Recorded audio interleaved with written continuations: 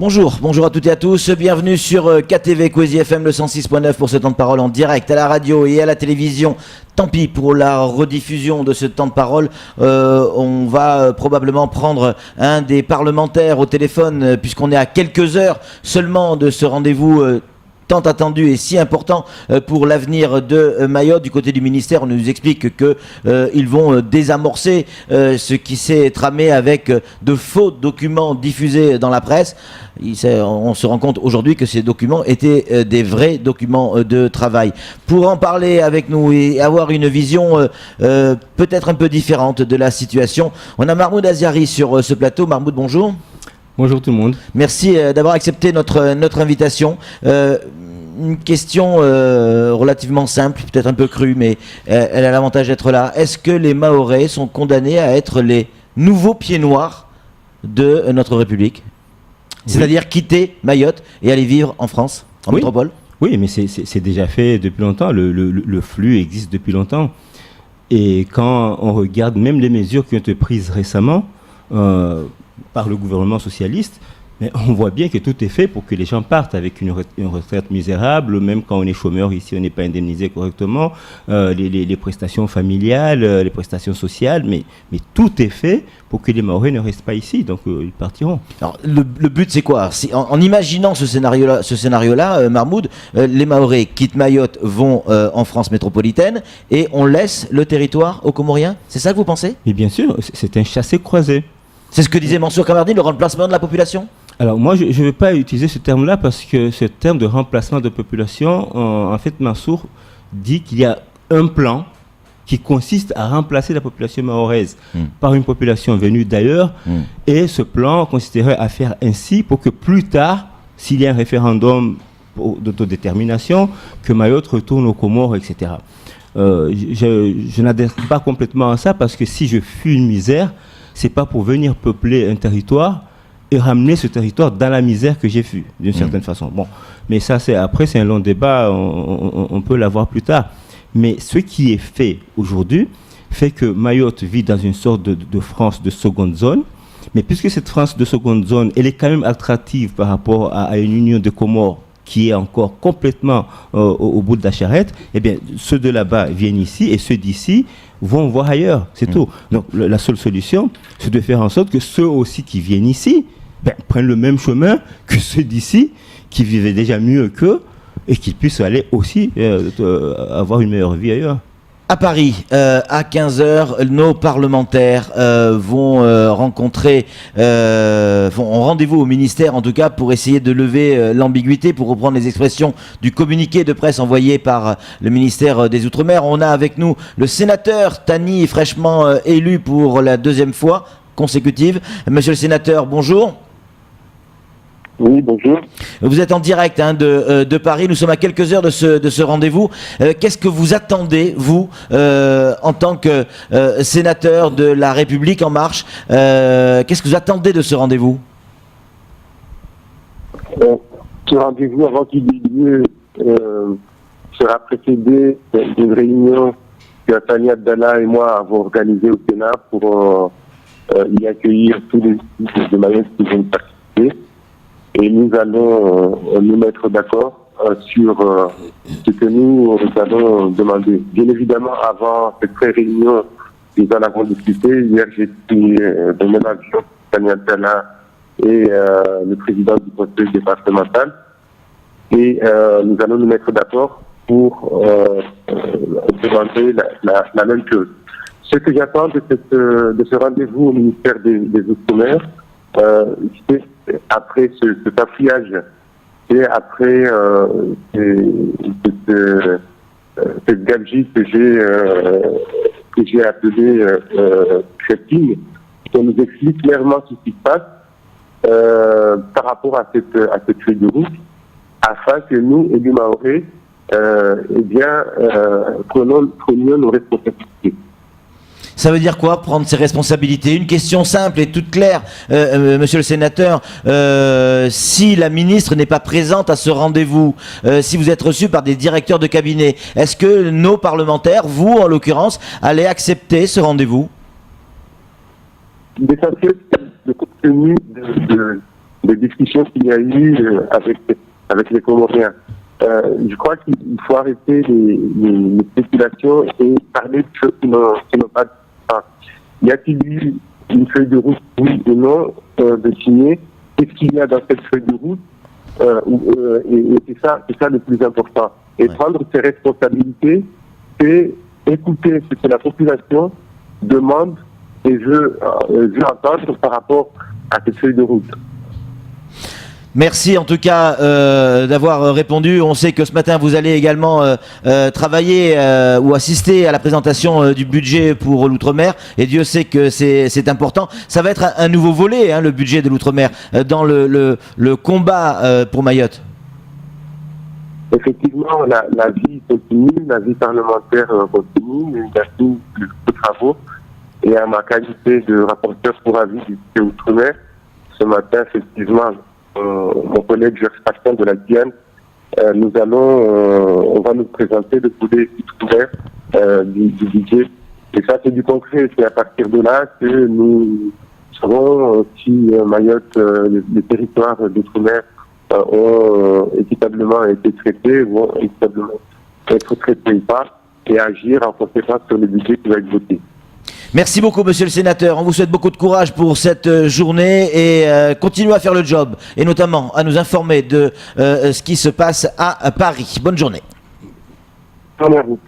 Pour l'anecdote, il y a tout un pan du Sénat qui est en travaux avec les bureaux des sénateurs. Je ne sais pas si c'est lié à la qualité de la communication. Oui, non, pas forcément, mais en tout cas, c'est vrai qu'on entendait très très mal le sénateur Tani, assez évasif sur le fait que même si c'est pas la ministre qui les reçoit, et sur le fait qu'ils vont aller ou pas à ce rendez-vous. Si vous étiez, vous, sénateur ou député, Mahmoud Aziari, vous iriez à ce rendez-vous si c'était pas la ministre?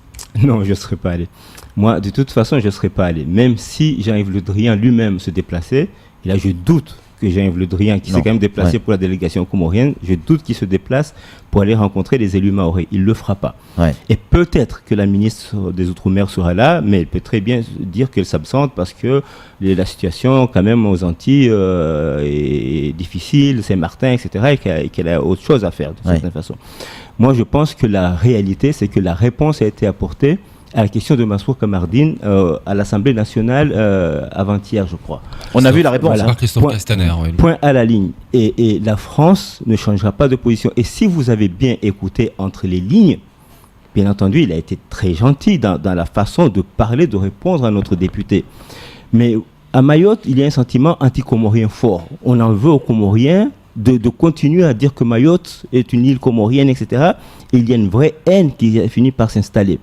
Or, là-bas, ils disent non, on a des relations fraternelles avec eux, très amicales, anciennes, etc., etc. Et pour résumer tout ça, c'était nous faisons ça dans l'intérêt bien compris de la France, monsieur le député. C'est l'intérêt de la France et vous êtes français. Vous devez comprendre l'intérêt de la France, l'intérêt bien compris de la France. Il faut lire entre les lignes cela, ce qui est dit à Mansour Kamardine. Mais Mansour Kamardine est quand même LR, donc un UMP, etc.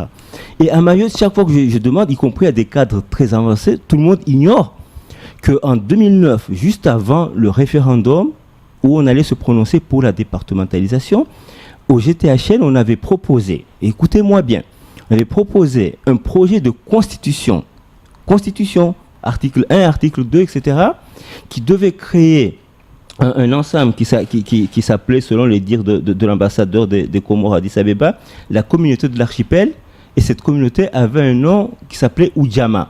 Et Oudjama avait une constitution et un parlement d'élus de Mayotte et de l'Union des Comores qui devaient se rassembler tout le temps pour donner un cadre de développement, de coopération, etc. C'est depuis 2009. Et quand les Comores sont allés à la réunion de l'Union africaine, ça c'est pour ceux qui veulent le voir, ça c'est l'article de Mayotte Hebdo du vendredi 6 février 2009 qui a reproduit ce courrier de l'ambassadeur qui disait aux Comoriens et à l'Union africaine, arrêtez de condamner la France tout le temps. La France est en train de rechercher une solution pour que Mayotte et les Comores se rapprochent et qu'on arrête. Donc ça ne date pas d'aujourd'hui. Donc ça ne date pas d'aujourd'hui. Je veux dire, Mansour qui est LR, on n'a pas beaucoup entendu. Je sais qu'à cette époque-là, Nicolas Sarkozy était vert parce qu'il a demandé aux élus de Mayotte, je tairai leur nom ici parce qu'ils n'ont qu'à venir parler, d'expliquer cela aux Mahorais avant le référendum, et ils se sont passés la patate chaude et finalement ils ont tous fui. Et l'État français était complètement énervé en se disant mais les Mahorais nous lâchent. Chaque fois qu'on essaie de trouver une solution, les élus Mahorais nous lâchent. Donc je pense que ce qui semble ici être un mépris est expliqué par le fait que chaque fois que le gouvernement français essaie d'expliquer ses propres intérêts dans cette région, les élus de Mayotte fuient parce que les élus de Mayotte ne peuvent pas expliquer cela aux Mahorais. Mahmoud Azeri, est-ce que la manifestation d'aujourd'hui, et ce, quelle que soit son importance, peut changer quelque chose au scénario que vous êtes en train d'évoquer? Non, ça ne changera rien, pour une raison très simple. Mais vous êtes hyper pessimiste, à vous entendre, c'est foutu. Mais ça, je vis à Mayotte, je vis plein de choses ici, probablement que d'autres soit ne vivent pas, oui, soit ferment les yeux exprès pour ne pas le voir. Ce qui est en jeu à Mayotte depuis longtemps, mais ça vous n'avez qu'à écouter les préfets en privé ou en public, comme Jean-Jacques Brault, etc., qui a dit qu'il se sentait ici comme un gouverneur des colonies. Il y a un mépris d'État à Mayotte, et tout le monde le dit. Même les autres parfois parlent de mépris d'État, les Antillais, les Réunionnais, et Dieu sait qu'à Mayotte, il y a un vrai mépris d'État. Mais ce mépris d'État, nous-mêmes, nous le nourrissons par une idée simple, c'est que nous nous comportons vis-à-vis de la France, pas comme une partie du territoire français, mais comme des mendiants. Vous voyez les comptes de Mayotte avec la balance ça, c'est la faute de nos élus, alors. Le développement, etc. Ouais. Nous avons un comportement de mendiant parce que nous ne pouvons manger, je dis bien manger, que parce que la France nous donne à manger d'une certaine façon. Et imaginez que vous passez quelque part. Imaginez cette image, vous passez quelque part, il y a un mendiant qui est là. Et il vous connaît bien, vous connaissez un peu, mais il est mendiant. Vous lui balancez 1 euro. Et le mendiant vous répond, attendez, mais c'est tout ce que vous me donnez? Qu'est-ce que vous faites? Vous vouliez faire la charité, et quand le mendiant vous répond, c'est tout ce que vous me donnez, moi je veux encore. Vous vous énervez. Parce que vous faites la charité à quelqu'un qui en réclame encore. Ouais. Et si on a cette relation, ça ne marchera pas tout le temps. Et c'est ça la relation qu'on a avec la France? Bien sûr. Le mendiant, c'est Mayotte. Le mendiant, c'est Mayotte. Et celui qui donne la pièce d'1 euro, c'est la France. Qui donne la pièce d'1 euro, c'est la France. Et l'Union des Comores se comporte aussi vis-à-vis de la France comme un mendiant. Ils ne peuvent pas payer les salaires, etc. Même les relations que cette union aurait pu faire avec la Chine, les pays des États, les pays arabes, etc. Le Comores se tourne encore vers la France, même pour payer les salaires de ses propres fonctionnaires. Et il n'y a pas beaucoup d'investissement là-bas.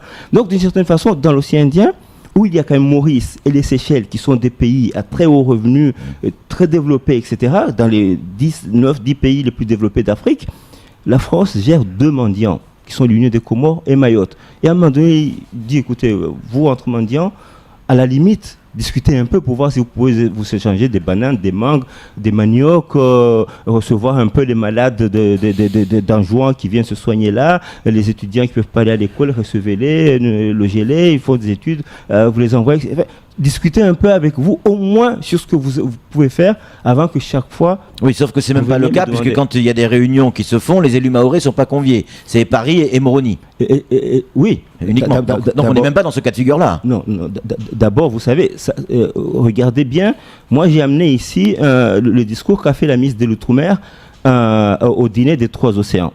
Et c'est écrit clairement ici, les territoires d'Outre-mer doivent sortir de la relation quasi-exclusive héritée du passé colonial qui les lie à la métropole.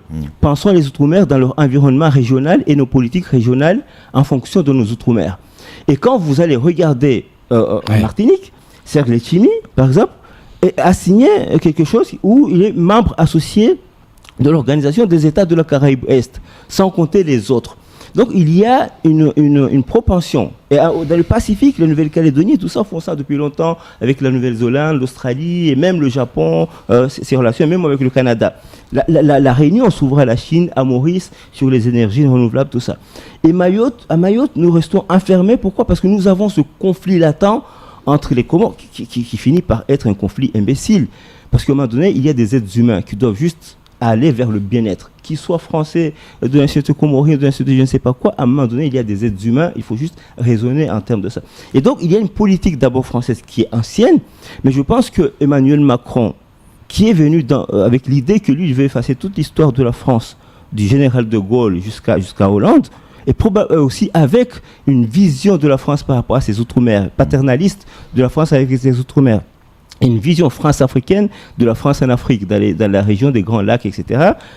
Emmanuel Macron est juste en train d'essayer d'emboîter le pas à la Chine, aux États-Unis, dans des zones d'influence, et en particulier économique, puisque l'influence militaire a diminué avec la fin de la guerre froide. Et Emmanuel Macron ne va pas reculer parce qu'il y a des gens à Mayotte qui ne produisent rien, qui ne bougent pas et qui veulent dicter d'une certaine façon la politique de la France. Pour moi, ça résume ce que le ministre a répondu à Mansour Kamardine. Maroun Aziari, on va tous se pendre à la fin de l'émission là, à vous entendre. Je ne vais pas beaucoup me faire aimer peut-être, mais moi, je pense que c'est la réalité. Vous pensez vraiment que c'est foutu? À Mayotte? Oui. Non, c'est jamais foutu. On est dans un monde moderne. Non. Redonnez-moi un peu d'espoir, s'il vous plaît. On est dans un monde moderne. Regardez une chose simple.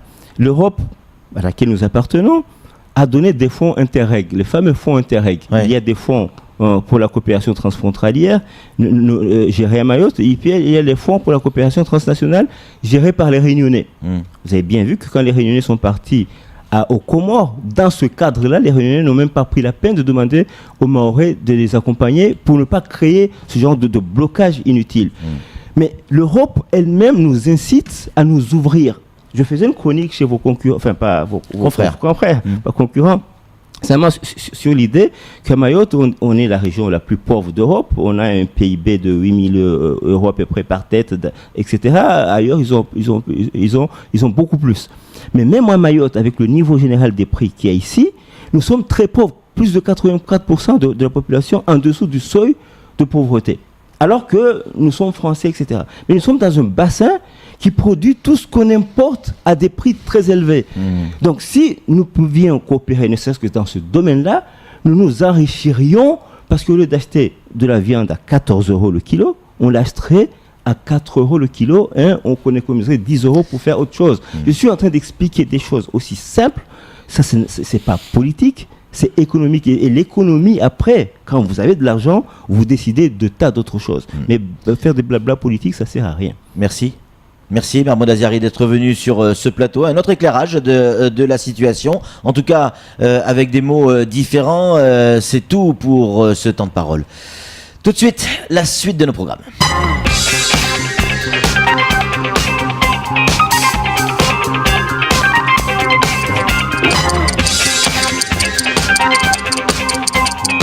Je vous ai assisté,